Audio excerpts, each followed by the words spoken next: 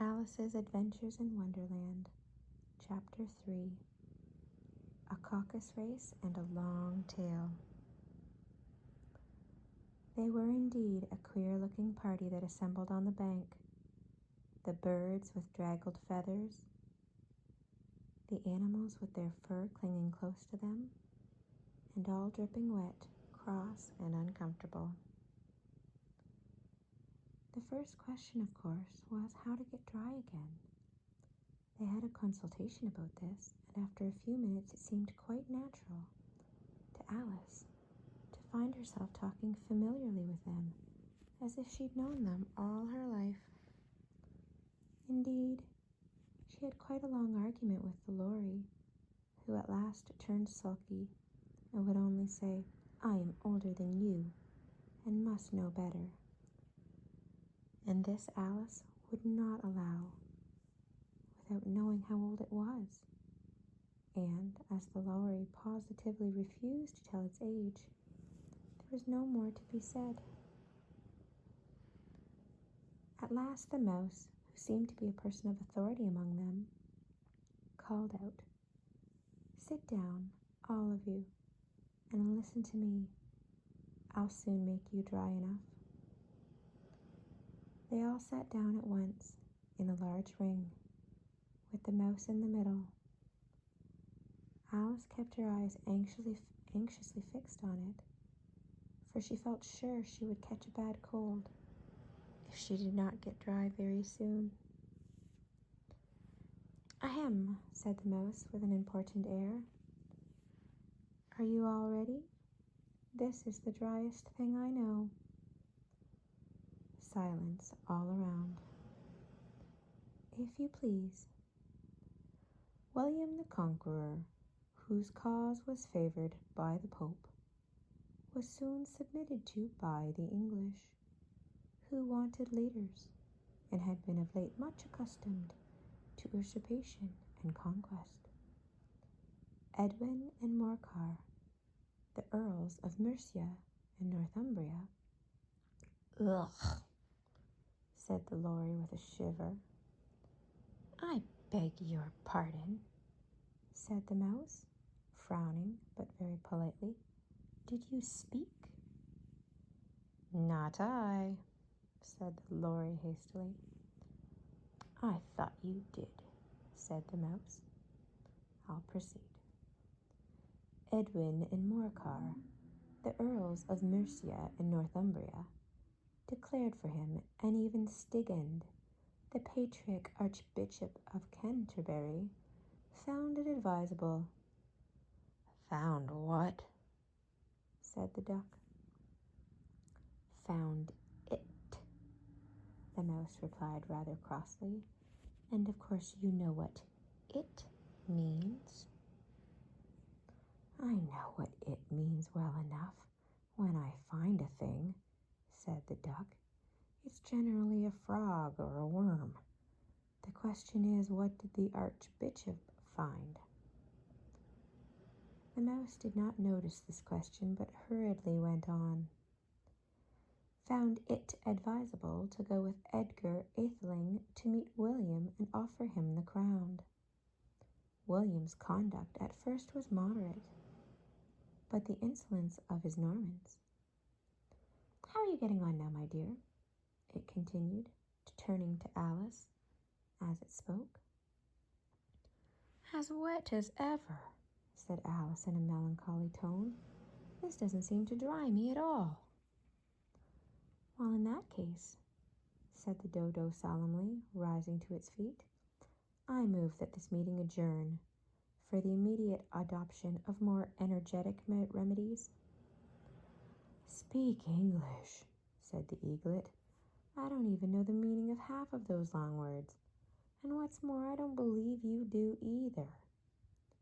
And the eaglet bent down to hide its head and hide a smile. Some of the other birds tittered audibly. "What I was going to say," said the dodo in an offended tone, "was that the best thing to get us dry would be a caucus race." "What is a caucus race?" asked Alice. Not that she really much wanted to know, but the dodo had paused as if it thought that somebody ought to speak, and no one else seemed inclined to say anything. Why, said the dodo, the best way to explain it is to do it. And, as you might like to try the thing yourself some winter day, I will tell you how the dodo managed it. First, it marked out a race course in a sort of circle. The exact shape doesn't matter, it said. And then all the party were placed along the course, here and there. There was no 1, 2, 3 and away, but they began running when they liked, and left off when they liked, so that it was not easy to know when the race was even over. However, when they'd all been running half an hour or so, and they were quite dry again, the dodo suddenly called out, "The race is over!" And they all crowded round it, panting and asking, "But who has won?" This question the dodo could not answer without a great deal of thought, and it sat for a long time, with one finger pressed upon its forehead, the position in which you usually see Shakespeare in the pictures of him. And while the rest waited in silence, at last the dodo said, "Everybody has won, and all must have prizes." "But who is to give the prizes?" quite a chorus of voices asked. "Why, she, of course," said the dodo, pointing to Alice with one finger, and the whole party at once crowded around her, calling out in a confused way, "Prizes! Prizes!" Alice had no idea what to do, and in despair she put her hand in her pocket and pulled out a box of comfits. Luckily the salt water had not gotten into it, and handed them round as prizes. There was exactly one piece all around. "But she must have a prize herself, you know," said the mouse. "Of course," the dodo replied very gravely. "What else have you got in your pocket?" he went on, turning back to Alice. "Only a thimble," said Alice sadly. "Hand it over here," said the dodo. Then they all crowded round her once more, while the dodo solemnly presented the thimble, saying, "We beg your acceptance of this elegant thimble." And when it had finished this short speech, they all cheered. Alice thought the whole thing very absurd, but they all looked so grave that she did not dare to laugh, and as she could not think of anything to say, she simply bowed and took the thimble, looking as solemn as she could. The next thing was to eat the comfits. This caused quite some noise and confusion, as the large birds complained that they could not taste theirs, and the small ones choked and had to be patted on the back. However, it was finally over at last, and they sat down again in a ring and begged the mouse to tell them something more. "You promised to tell me your history, you know," said Alice, "and why it is that you hate C and D," she added in a whisper, half afraid they would be offended again. "Mine is a long and a sad tale," said the mouse, turning to Alice and sighing. "It is a long tale, certainly," said Alice, looking down with wonder at the mouse's tail. "But why do you call it sad?" And she kept on puzzling about why the mouse was speaking, so that her idea of the tale was something like this. Fury said to a mouse that he met in the house, "Let us both go to law. I will prosecute you. Come, I'll take no denial. We must have the trial. For really, this morning I've nothing to do. said the mouse to the cur. "Such a trial, dear sir, with no jury or judge, would be wasting our breath. I'll be judge, I'll be jury," said cunning old Fury. "I'll try the whole cause and condemn you to death." "You are not attending," said the mouse to Alice severely. "What are you thinking of?" "I beg your pardon," said Alice very humbly. "You'd got to the fifth bend, I think?" "I had not," cried the mouse sharply and very angrily. "A not?" said Alice, always ready to make herself useful, and looking anxiously about her. "Oh, do let me help to undo it."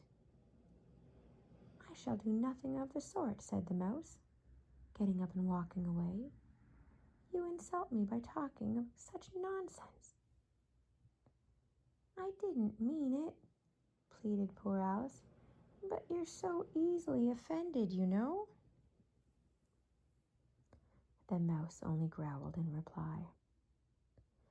"Oh, please come back and finish your story," Alice called after it, and the others all joined in chorus. "Yes, please do." But the mouse only shook its head impatiently and walked a little quicker. "What a pity it wouldn't stay," sighed the Lory, as soon as it was quite out of sight. And an old crab took the opportunity of saying to her daughter, "Ah, my dear, let this be a lesson to you never to lose your temper."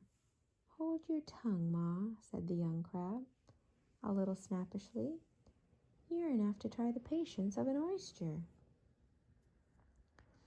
"I wish I had our Dinah here. I know I do," said Alice out loud, addressing nobody in particular. "She'd soon fetch it back." "And who is Dinah, if I might venture to ask the question?" said the Lory. Alice replied eagerly, for she was always ready to talk about her pet. "Dinah's our cat, and she's such a special one for catching mice you can't think. And oh, I wish you could see her after all the birds. Why, she'd eat a little bird as soon as look at it." This speech caused a remarkable sensation among the party. Some of the birds hurried off at once. One old magpie began wrapping itself up very carefully, remarking, "I really must be getting home. The night air doesn't suit my throat." And a canary called out in a trembling voice to its children, "Come away, my dears.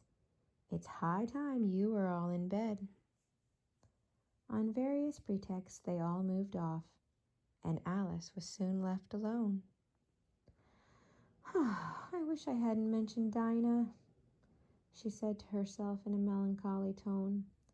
"Nobody seems to like her down here, and I'm sure she's the best cat in the world. Oh, my dear Dinah, I wonder if I shall ever see you any more." And here poor Alice began to cry again, for she felt very lonely and low-spirited. In a little while, however, she again heard a little pattering of footsteps in the distance, and she looked up eagerly, half hoping that the mouse had changed his mind and was coming back to finish his story.